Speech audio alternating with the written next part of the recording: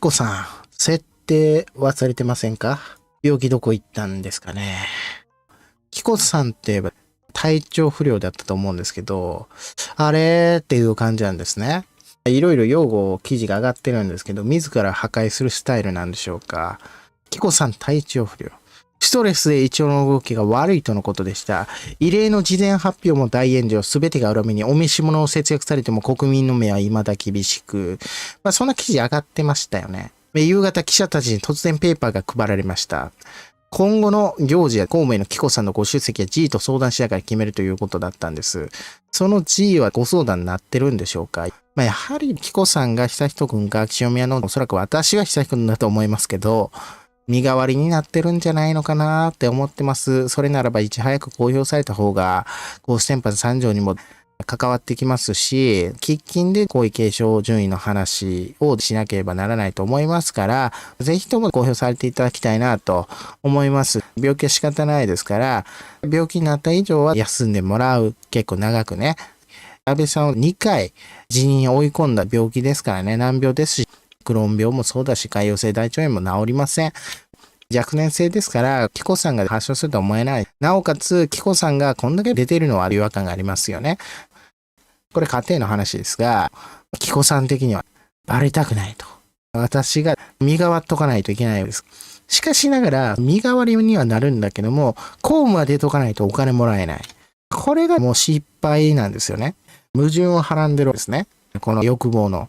それでも紀子さんは7日当日午前中に行われた90歳忌に出席し拝礼されました。自ら破壊していくですね。これです。母子愛育会が運営する子育てサロンや高齢者の健康をサポートする取り組みをご覧になって、埼玉県知事らと同じメニューの昼食も召し上がられたと。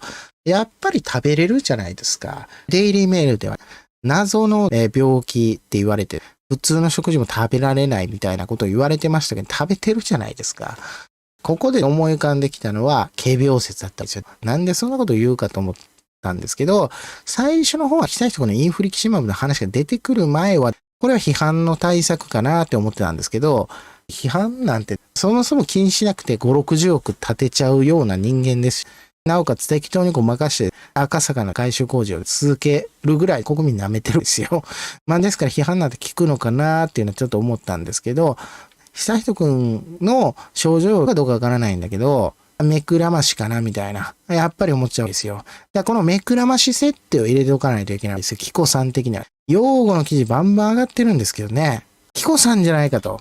ある意味これは用語かなと思うんですね。本当は悠仁くんなのにみたいなね。確定は当然してないですけど、やっぱり悠仁くん怪しいですよ。その記事は宮内庁が2022年からインフリキシマブという高額薬を大量に購入していることだってあるとか、合わせて考えれば紀子様がやや重篤な容体である可能性は否定できないというわけだっていうのが週刊現代の言いたかったことだと思うんですけど、元気な張り切った姿を見せてぶち壊していくっていうのが紀子さんの悲しき差がなんですね。あまりにもテンションが異様だとですね、紀子さんなんですけど、パンパンって鳴らしてるわけですよ。タンバリンを。秋篠宮すごい眠そうな感じですね。これネット上では、うわ、ダリーみたいな吹き替え。そんな感じで言われてましたけども、はい、終わらんからみたいな。でも、紀子さん、公務のためだからっつって、こうやってるわけですね。怖いですね。秋篠宮の目見てください。怖いですよ。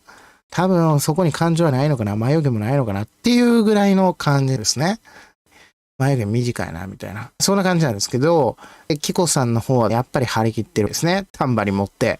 でも、この姿を見て私思うのは、やっぱり病気ちゃうんじゃないですかっていうところですよね。病気性ってどこ行ったのかな。紀子さんが満面の笑みなんですね。満面の笑みですよ。これもう冗談ですよね。秋篠宮さんはちょっと眉毛ないんですけど、なんでないのかわかんないんだけど、紀子さんがガーって転がすんですよ。来ましたよ。なんかボーリングの体勢になってますけど、おれっつってやるんですね。そうしたら、答えはどうなったかというと、秋篠宮でしたって感じですね。意味がわかんないんですけど、元気やん。元気じゃないですか。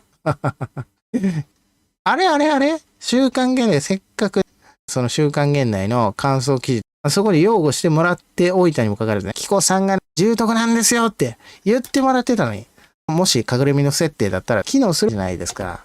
見破られてはいますけども、でも、自ら、元気だということをアピールすることによって破壊していくっていう、何をしたいのかなと。破壊と創生なのかな。です。なんかの神様なのかな、それは。ジェンガちゃいますのよ。積み上げたものを崩すんちゃうんですよ。同誌によると2022年11月17日に715万9834円分、23年5月10日に636万5455円。いろいろ買ったわけよね。慶應義塾大学の清原さんっていう安倍さんの主治医の愛弟子がついちゃったんですよ。延長性腸疾患のスペシャリストですよ。なおかつ宮内庁病院で手術室に1億8000万も使われてるんですよ。どう考えても悠仁くんじゃないんですかって思うんですけど、悠仁くんがクローン病か潰瘍性大腸炎どっちかかなみたいな。少なくとも公職の G に清原さんがいるっていうことは、まあそういうことなのかなと思う。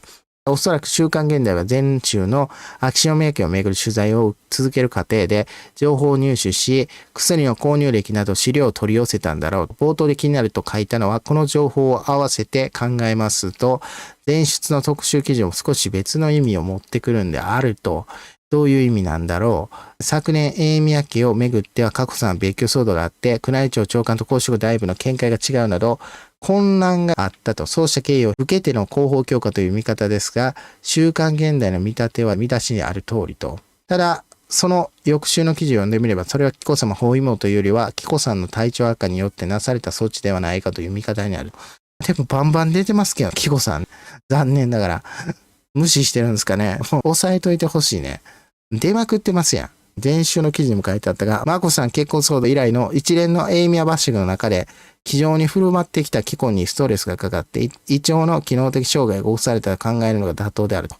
紀子さんが胃腸の機能的障害だったらば、我々は胃に穴開いてると思いますよ。ストレスで。10円ハゲどころのレベルじゃなくて、10円の穴が開きます。紀子さんの体調を考えて、後半のエキスパートを投入するなど、永宮家のサポート体制が作られたんではないか。この春の人事だったんではないだろうか。なるほどね。そういうことですか。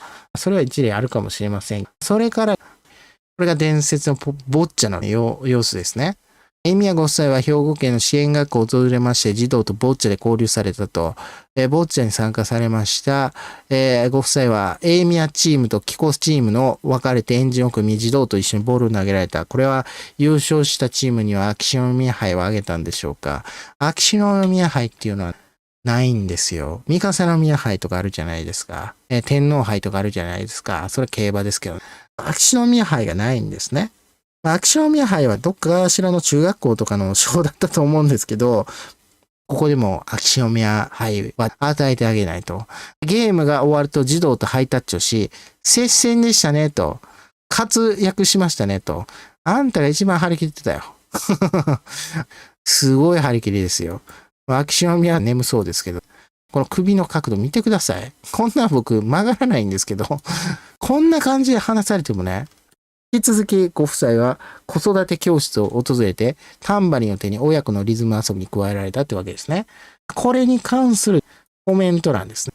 もう、大体想像つきますが、なぜ神戸万博の総裁の関係もあるんでしょうが、役員報酬最高2000万と公表されていますがと、よくご存知で、最高額が懐に入っているんでしょうか。他に14団体の名誉総裁って、皇太子には払われない皇嗣になったそうで、どんだけがめついの？皇族離脱しても十分生活できますよねっていうわけです。14団体の名誉総裁ですから、そこから1000万ぐらいもらってても1億4000万になるんですよ。皇太子には払われないから皇嗣。皇太子の場合は内定になりますから、天皇に近い存在になってしまう。中立を守らなければいけないですから、つまり、特定の目的を持った名誉総裁にはなりづらいですよ。なれたとしても、資料があるじゃないですか。譲り受け資料があるものをもらう場合ですよ。講師の場合は、そういうチェック機能が機能しないですね。だから、この人は使い分けてるんですね。たらふく貯めてると思いますよ。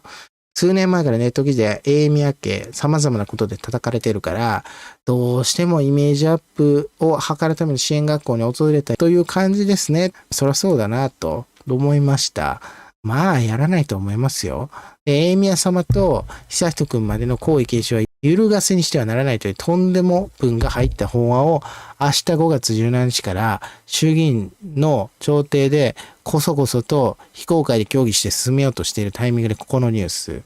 それにぶつけたんでしょうね、文春さんは。おそらくキャンペーン張ってると思いますよ。結論が出るまでやるんじゃないですか。この間見たときは最新のランキングで2位でしたから、そこそこの人気があるんだろうなっていうのは思いましたけどね。地位が広瀬すずとかだったと思うんですけど、どうでもいいっつったら広瀬すずさんに悪いかもしれませんけども、でも、やっぱり秋塩が次のですね、2位になってしまうっていうのはかなり注目度が高いんだろうなと思います。国民の9割の声を裏切って自民党は女性天皇禁止の法案を勝手に決めちゃおうとしてませんかと。悠仁ありきっていうのがもう国民の声を全く聞いてない証拠であると。そう思わざるを得ない。あまりにもずれすぎている。悠仁ありきって、悠仁は無理なんですから。沿道のお出迎えは全くないんですかね。どこに行かれてもそのような映像がないんですかねと。自分たちのイメージアップのために子供たちを利用しないでくださいと。秋署名ってよくやるんですよね。子供たちとか障害者の方々とか。で、この方こう言ってます。むしろ嫌悪感が上がりますってね。言っちゃってるんですよ。裏にいろんなものがあるかわからないけど、子供たちが楽しそうなのは、まあ何よりだねとかですね。そういう用語のコメントもあるんですけど、この用語のコメントには悪いねが死ぬほどついてるんですね。これだけ国民が秋塩名家の真実を知っているのを知りながら気にもかけない天下とお妃。そうだね。いつもながら過ぎたら及ばざるがごとしの秋篠宮殿下と、お妃の臭い田舎芝居。いやいや、演技でもこのスマイルは、60億秋篠宮邸でも見せていれば、宮内庁の旧務官や秋篠宮家の職員が次々に退職したり、クビになったりしないでしょうね。今日の週刊誌報道の紀子様の新任旧務官に対する訓示。あなた方はうちの使用人です。使用人に休みはありません。恐ろしすぎますよね。パワーブラックも、有名なブラック企業もびっくりの、このブラックさ。これが秋篠宮邸です。以上ですね。それでは皆様ご一緒に近しお疲れ様でした。ありがとうございました。バイバイ、さよなら。